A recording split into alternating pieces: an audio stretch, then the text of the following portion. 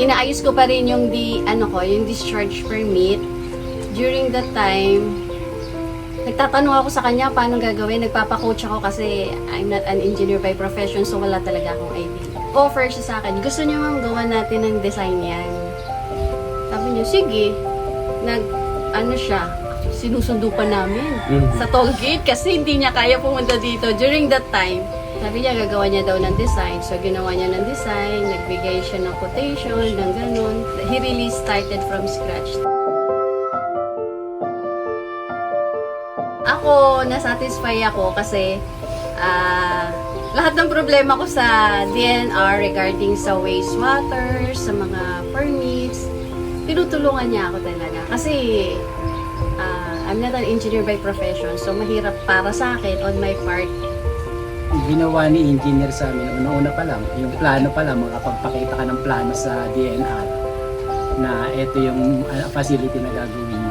Iba na yun. Sales service yung, siyempre yun ang gusto mo na pag magkaroon ka ng trouble, pupuntahan niya.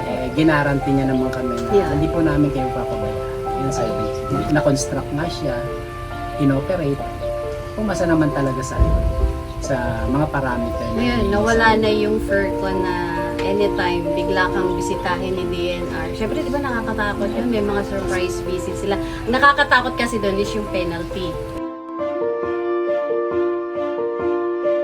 Without yung STP na ginawa ni Ariscore, hindi ko alam kung magpo-proceed yung business. During that time na ginagawa yan ng Ariscore, may mga kasabayan kami na cease and desist.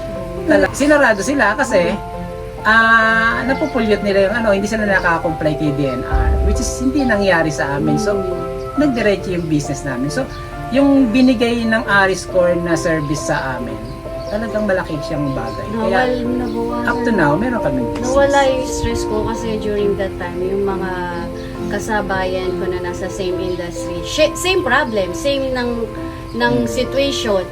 Ano yung problema, paano yung ganito sa DNR, pare-parehas kami.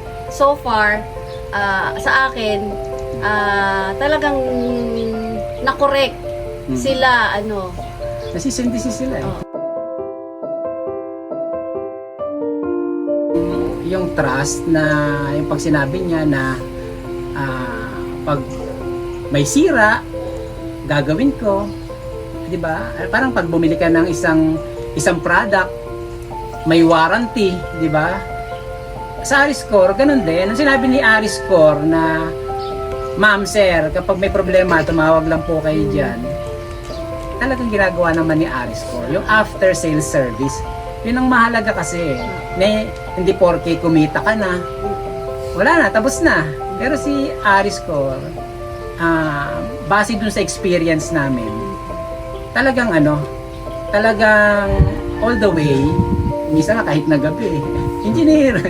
Nakarekta kasi kami kay Engineer Sergio. Ganun kasi yung relationship namin sa kanya. Sa tingin ko, partners tayo. Kasi kung wala talaga yung parte ninyo sa business namin, sa malamang, baka isa rin kami sa mga na cease and desist.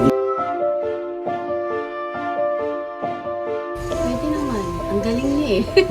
Ang galing ni engineer eh.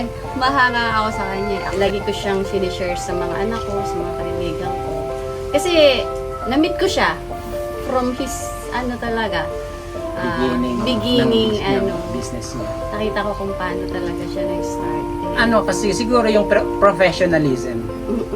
Yung pagiging professional ni Sergio ng Ariscore as a team, sa ating na, di ba, mabiging proud ka.